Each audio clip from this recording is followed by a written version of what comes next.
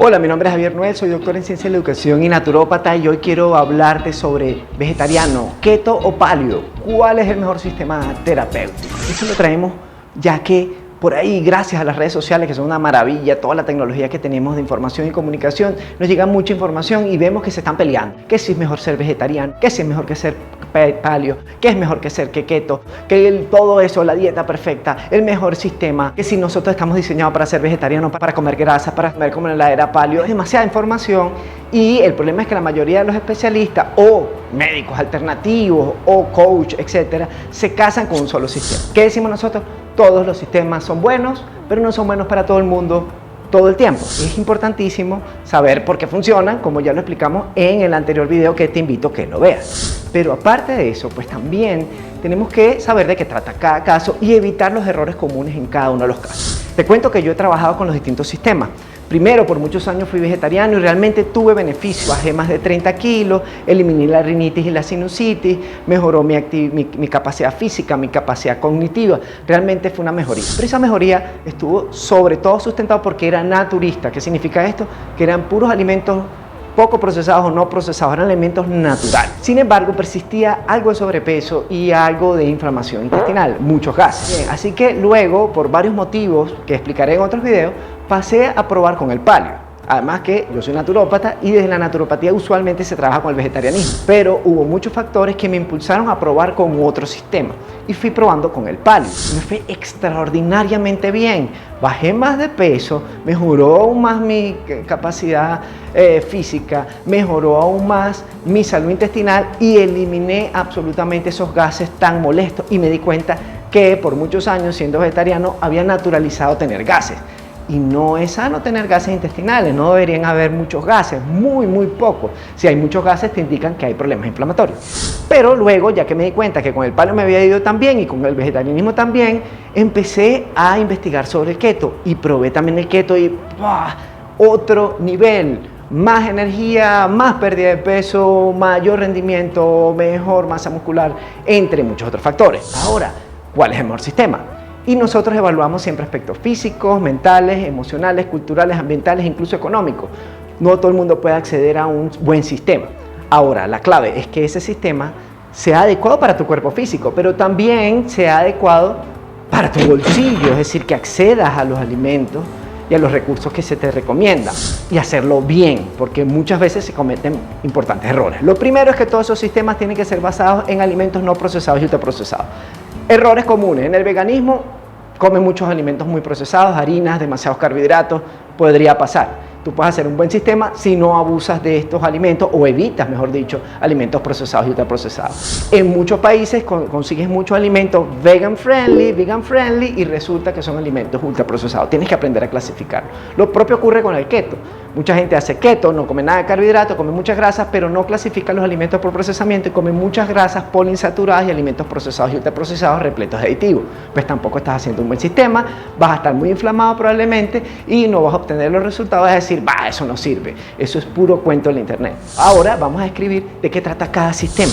Bien, el vegetarianismo, hay muchos tipos de vegetarianismo, desde el veganismo, que es el más radical y fundamentalista, no comen nada de origen animal, ni siquiera miel, pero hay muchas otras versiones. Está el ovo vegetariano, comen huevo y comen vegetales, está el lacto vegetariano, que comen lácteos y vegetales, pero también dentro de ese lacto vegetariano también podemos ver versiones, porque hay un lacto vegetariano tipo Ayurveda, que consumen yogur, consumen mantequilla en particular clarificada y consumen también leche, pero no consumen queso. Y pues por supuesto hay otras orientaciones dentro de las tradiciones vegetarianas. En la naturopatía, por ejemplo, se basa también en una dieta vegetariana, pero además basado en la trofología, que es una disciplina que estudia la correcta combinación de los alimentos, que puedes ver en nuestro video de trofología.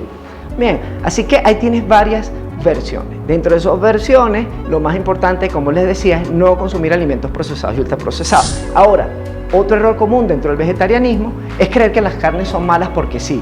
No, realmente las carnes, si son naturales, no tienen por qué ser un mal alimento. Eso lo aprendí con el sistema paleo y luego también con el keto. De hecho, les cuento que hay sistemas terapéuticos donde sanas comiendo carne casi exclusivamente. Riñón crudito, el verdadero superalimento. Y mientras los veganos se preguntan y se dicen, ay no, nosotros no estamos diseñados para comer productos animales, y mucho menos crudos. Nosotros, lo que en verdad honramos a nuestros ancestros y conocemos nuestra historia, les decimos, eso es lo que tú crees. Sí, por periodos determinados puedes hacer incluso una dieta completamente cárnica para sanar ciertos problemas intestinales. Así que, ojo, no te cases, como siempre decimos, con una ideología radical, fundamentalista, sino que más bien entiende los procesos y conócete a ti mismo para saber cuál es el que más te conviene. Muy bien, ahora, otro problema del vegetarianismo es que se comen muchos carbohidratos en general y muchas fibras. A veces las personas, por ciertas condiciones genéticas, no toleran tanto carbohidrato, entonces tienen que regular y estar atentos a identificar los alimentos según índice glicémico. Por ejemplo, cereales como trigo, avena, maíz, arroz, cebada, granos, legumbres o menestras como lentejas, arvejas, maní, etc. son alimentos de alta carga glicémica, así tienen muchos carbohidratos. Mi plato típico vegetariano era arroz y lentejas, por ejemplo. Mucho carbohidrato, para mí no era bueno porque por mi tipo metabólico, pueden ver el video de tipos metabólicos, no me convenía, bien, porque tiendo al sobrepeso. Eso es otro factor importante. Otro error también común es no saber si eres muy sensible a cereales y granos. Los cereales y granos tienen algunas sustancias que son antinutrientes para algunas personas, ya que son muy sensibles a esto. Por ejemplo, tenemos el caso de lo que son las lectinas en cereales y granos. Si quieres saber más de eso, ve este maravilloso video en nuestro canal. Así que tienes que saber si eres muy sensible a algunos alimentos de origen vegetal como cereales y granos, o incluso alimentos que tienen muchos oxalatos que también pueden generar un problema renal. Por ejemplo, si tienes litiasis renal o, como le llaman también, piedra en los riñones, no es tan bueno consumir alimentos con altos niveles de oxalato que están básicamente en cereales, granos, hojas verdes. Ojo con eso, es decir, que hay personas que no pueden llevar una dieta vegetariana. También hay personas que por ciertas disbiosis intestinales, es decir, algunos problemas intestinales, no pueden consumir todas esas fibras. Les genera demasiadas fermentaciones, demasiados gases y un desequilibrio importante. De hecho, hay unos sistemas alimentarios terapéuticos en donde no se consumen fibras, como es la dieta FODMAP o libre de este tipo de fibras. FODMAP por sus siglas en inglés. O también incluso dietas para las candidiasis, que son muy bajas en carbohidratos y muy bajas en fibra. O las dietas cárnicas, que también van a ayudar a estos problemas, como también incluso lo que es el SIBO, que es las siglas en inglés del síndrome de sobrecrecimiento bacteriano en el intestino delgado. Bien, así que ojo, hay algunos elementos que podrían indicarte que no es bueno llevar una dieta vegetariana para ti.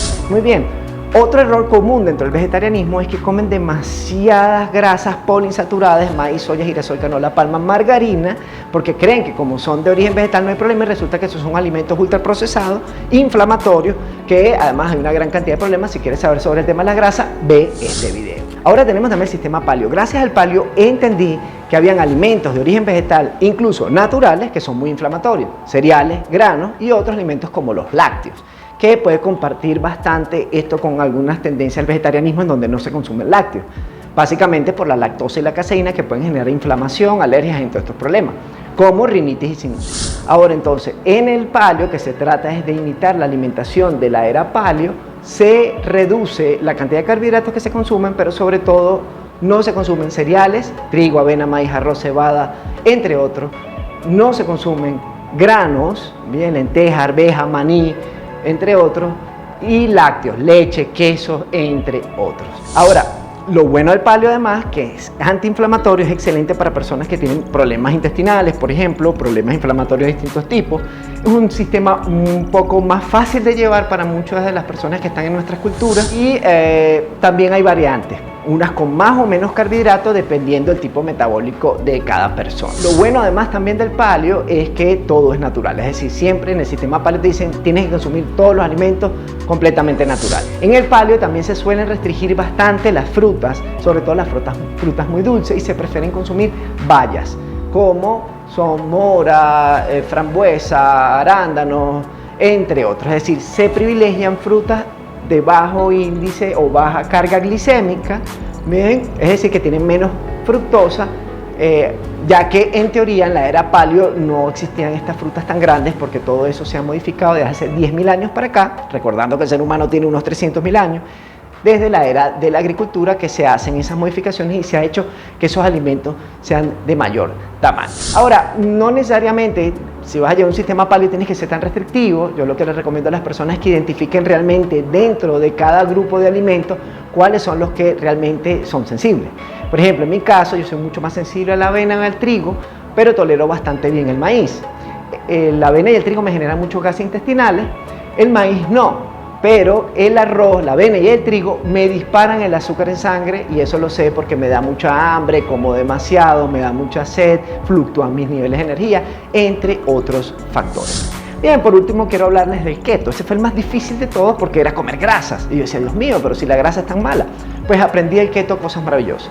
Que las grasas son sumamente importantes, que más bien tenemos una dieta baja en grasas saludables, que los aceites poliinsaturados de maíz, soya, girasol, canola, palma, margarina son terriblemente dañinos, que la manteca de cerdo puede ser un excelente alimento. De hecho, el aceite de coco es muy parecido a la manteca de cerdo porque tiene más del 90% es de colesterol, de grasa saturada, es decir, que el problema no es el colesterol. ¿Y por qué tenemos tanto miedo al colesterol? Bueno, en el sistema keto nos han enseñado, y esto lo divulgan muchísimo los que trabajan con el keto, que fue una confusión del siglo XX debido al aumento de enfermedades crónicas, la arteriosclerosis, y aculparon al colesterol de todos estos problemas cuando el origen es otro, mucho más complejo que estaremos hablando en otros videos. Muy bien, así que en el keto se fundamenta desde comer 70% del 100% de macronutrientes, proteína, carbohidratos y grasa, el 70% de grasas, bien, más o menos, reducir al 5%, 10%, depende de cada persona lo que tolera, pues el consumo de carbohidratos, es decir, reducirlo a la mínima expresión posible, y 15, 20, 25% de proteína.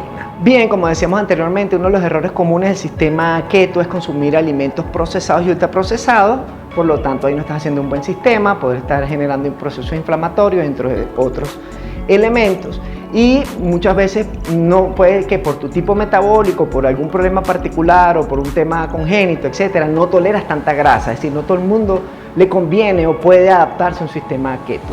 Además que muchas veces, la primera vez que uno cuando empieza a hacer keto puedes sentir lo que llaman keto flu o la gripe keto, que es como una sensación como de gripe pero sin fiebre, sin flema, pero que uno siente como raro. ¿Por qué? Porque tu cuerpo no está acostumbrado a utilizar de fuente de energía principalmente la grasa, porque recuerden que tienen que pasar de producir energía de los carbohidratos a producir energía de la grasa, y en esa transición puedes pasar 1, 2 o varias semanas incluso sintiéndote raro.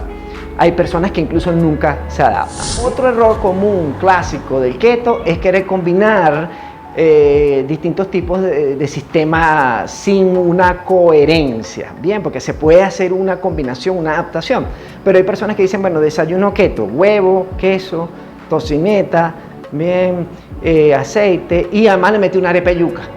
Terrible, estás dañando tu sistema, ya que en realidad no vas a lograr el efecto que deseas porque estás disparando azúcar en sangre. Defensores del keto también aseguran que es una dieta muy buena para evitar problemas de cáncer, ya que en teoría las células cancerígenas se alimentan de la glucosa. También es un sistema antiinflamatorio, ya que en general los altos niveles de glucosa sanguínea o los picos o las fluctuaciones generan procesos inflamatorios también. Otro problema que podrías experimentar en el keto es que si eres muy sensible, por ejemplo, a la caseína de los lácteos, de los quesos en particular, no te va a convenir consumir tantos quesos. Y normalmente en el keto uno come bastante queso, ya que es una buena fuente de grasa, sobre todo los quesos grasos. Si eres muy sensible a la caseína, no te va a convenir hacer un keto basado en quesos. Es decir, podrías hacer una adaptación. En cualquier caso, en cualquier forma, tú tienes que adaptar tu sistema. No lleves simplemente un sistema así por así porque lo bajaste de internet, sino que siempre se tiene que adaptar. Cada caso es único y particular. ¿Qué hacemos nosotros? Rotamos. Nos encanta comer. Y nuestro objetivo no es un ser súper atleta, sino estar sanos, felices, contentos y comer. Nos encanta comer. Entonces, rotamos. Yo estoy en un periodo vegetariano porque me gusta la comida vegetariana, pero cuando empiezo a sentir ya algunos indicios de que me estoy inflamando demasiado, paso un paleo para desinflamarme. Elimino alimentos inflamatorios como cereales y granos, me siento mejor, y si quiero mejorar mi peso, mi rendimiento, voy a un periodo keto, porque además en el keto como muchos lácteos, como mucho sobre todo quesos, y me encanta comer queso. Y realmente uno siente mucha energía, comes menos, además comes bastante menos, porque al no tener picos de azúcar en sangre, pues te estabiliza muchísimo la saciedad, se estabiliza muchísimo la sensación de hambre, y las hormonas de saciedad que son las que generan la sensación de saciedad, de la grasa es mucho más estable que las que se generan cuando consumes carbohidrato, en particular por los picos de azúcar en sangre. Después de un pico alto de azúcar en sangre viene un bajón y en ese bajón viene el hambre nuevamente, estás todo el día con hambre. Eso se elimina con el keto. Bien, entonces nosotros rotamos en función de cómo me siento, de recursos disponibles, de la época del año, de lo que me provoca. Es decir, hay varios factores con los que vamos jugando para determinar cómo va a ser nuestra variación, nuestra rotación de la alimentación. Así que si te gustó, dale like, suscríbete, comparte y recuerda estar pendiente de nuestros contenidos de alimentación y salud natural.